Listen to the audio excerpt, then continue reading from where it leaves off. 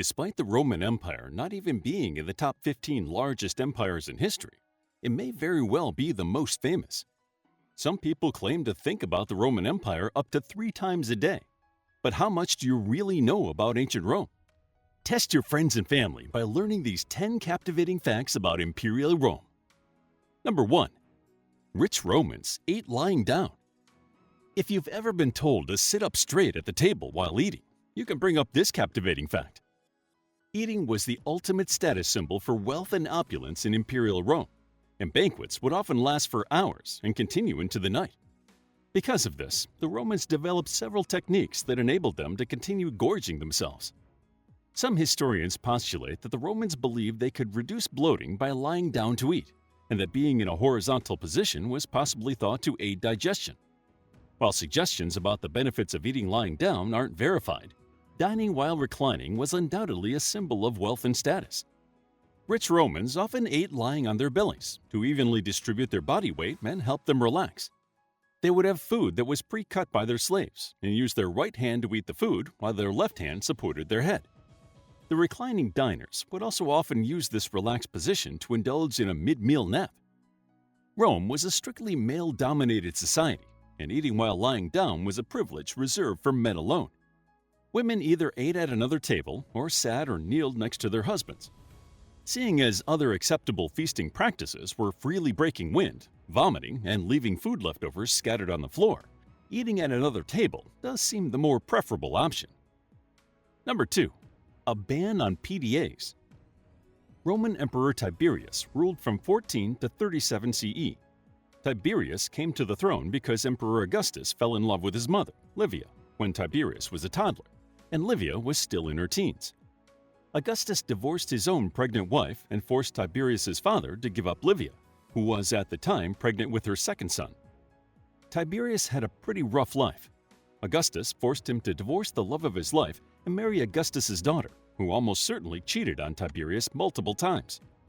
Tiberius put himself into a self-imposed exile to avoid having to tell the emperor that his daughter was a known philanderer. Augustus certainly wasn't keen on making Tiberius his successor. Still, with no other candidates due to other heirs falling out of favor or dying, Tiberius became the Roman emperor at the age of 54. With his troubled love life, it might not be a surprise that one of his edicts was banning kissing at public functions. However, he didn't do this just because he didn't want to see any public displays of affection. According to texts, he banned kissing to prevent the spread of a disease. Many modern historians now speculate that this was related to the herpes simplex virus, HSV-1, more commonly known as cold sores. Number 3. They had a 10-month year. Have you ever wondered why October isn't the 8th month of the year? In Latin, octo means 8, hence our name for the 8-limbed sea creature, the octopus. You may have also noticed that September stems from the Latin septem, meaning 7. Novum is Latin for 9, and decim is Latin for 10. The answer is that when these months were named, there were only 10 months in the calendar year, starting with March.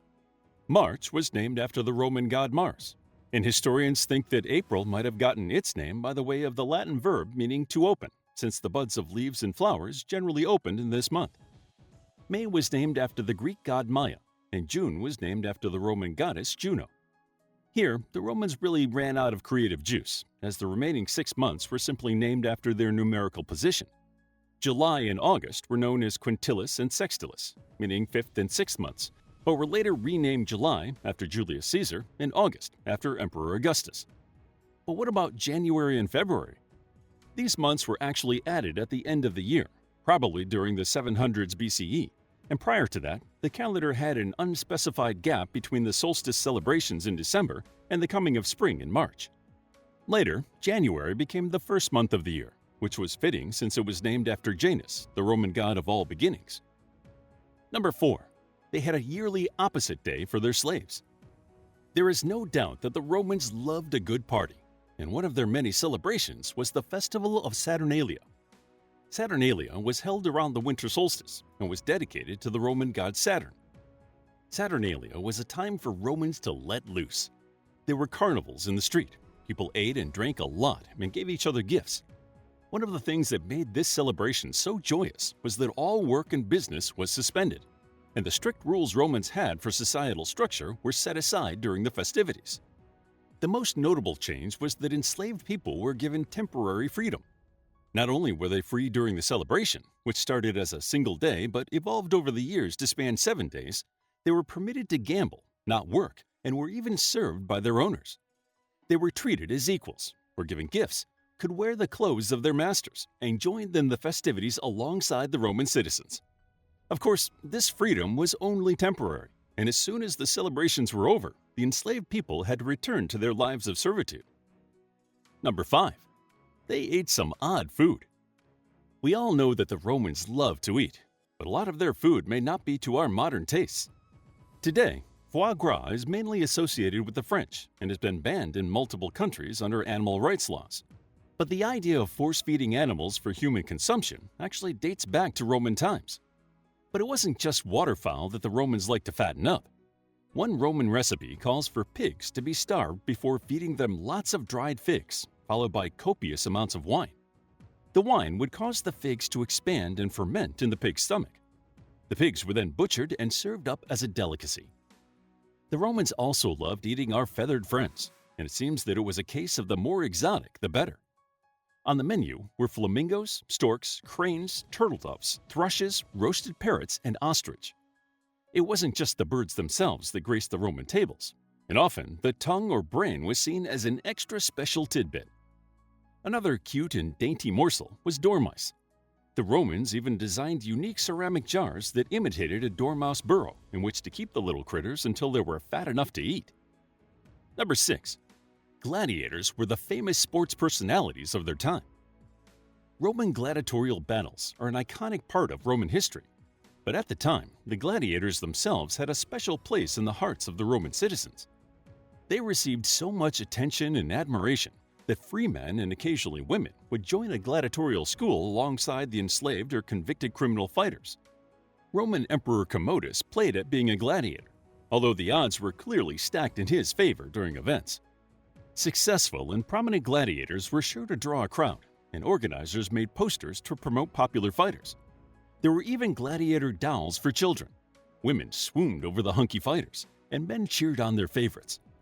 Some of the most famous gladiators included Spartacus, an enslaved Thracian soldier who encouraged other gladiators to rebel; Marcus Attilius, a free man who became a gladiator in order to pay off his debts, and allegedly went on to win against some of the toughest gladiators of his time; Tetraides, who was notorious for fighting bare-chested; Priscus and Verus, whose fight was so evenly matched and spectacular that they were both granted their freedom by Emperor Titus; and Spiculus, who counted Emperor Nero amongst his fans, and as such was granted bigger and better prizes than any other gladiator. According to legend, Nero loved Spiculus so much that when he was overthrown, he requested that Spiculus be the one who killed him. This message never reached the famed gladiator, and Nero took his own life instead. Number 7. Using a public bathroom could be a traumatic experience. Using a Roman public bathroom would most definitely be a harrowing experience for many people today. Not only were the toilets truly public, with all the seats on one long bench, but having no toilet paper meant a communal sponge on a stick was used for wiping. Even more disturbing, the sewers that lay directly underneath the toilets were home to rats, snakes, mice, and spiders that could easily come up from down below. Furthermore, the decomposing sewage would sometimes cause a buildup of methane, giving new meaning to the phrase explosive diarrhea. Number 8. They had a social welfare system. The population of the city of Rome is thought to have reached around 1 million during the 1st and 2nd centuries CE. Due to the increasing urban population in the city, the need for a stable food supply became a huge issue, especially among the poorest citizens. The Romans devised a system known as the grain dole to maintain the welfare of Rome's citizens. This dole took on different forms, but its core principle was to distribute grain to Roman citizens, either for free or at a low fixed cost. Those who could afford it would get their grain milled and baked into bread, and those who couldn't afford to pay for the grain to be processed would mix it with water to make a rudimentary porridge. This dole system became crucial to maintaining social order and was promoted or expanded by politicians to win the favor of Rome's citizens. Number 9. They loved a bit of graffiti. Nowadays, graffiti is generally seen as defacement or even criminal damage, But things were a lot different in ancient Rome. The best evidence for how the Romans viewed graffiti comes from Pompeii, where the amount of graffiti found suggests that it was perfectly acceptable. Graffiti has even been found inside houses, suggesting that guests would leave their hosts' messages daubed onto the walls of their homes. While some Roman graffiti was linked to political campaigns or as a form of social interaction, other writings seem positively modern. For example, Ofidus was here, goodbye, and Gaius Plumidius Dippolis was here on October 3rd. Number 10. Their concrete was the best in the world. The longevity of Roman structures, such as the Colosseum, is a testament to the durability of Roman concrete. Although the secret of Roman concrete was hidden for many years, tests have now been able to determine what made it so special and less prone to weathering than its modern counterparts. The test showed that Roman concrete is actually self-healing, thanks to its unique mix of limestone, water, and volcanic material. While historians have long suspected that the volcanic material was the secret to the strength of the concrete, research have discovered that it was the limestone that gave it its self-healing properties. The Romans actually heated the lime while making mortar, turning it into a substance known as quicklime. They then added water to the heated quicklime, which produced a chemical foundation, allowing the concrete to strengthen over time rather than weaken. The quicklime stops cracks from becoming bigger and reacts with water, meaning that when it rains, the lime recrystallizes as calcium carbonate or reacts with the volcanic ash, which fills the cracks. As the concrete ages, it reacts with water and hardens, becoming stronger as time goes on. Due to this chemical reaction with water, ancient Roman artificial harbors, such as Portus, have still survived today. Do you know any other captivating facts about Imperial Rome? If so, be sure to share them in the comments below. How would you like to get a deeper understanding of history, impress your friends, and predict the future more accurately based on past events?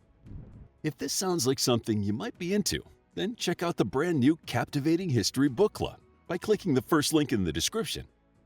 To learn more about Imperial Rome, check out our book, Imperial Rome, a captivating guide to events and facts you should know about the Roman Empire. It's available as an ebook, paperback, and audiobook. Also, grab your free mythology bundle ebook while it's still available. All links are in the description. If you found the video captivating, please hit the like button and subscribe for more videos like this.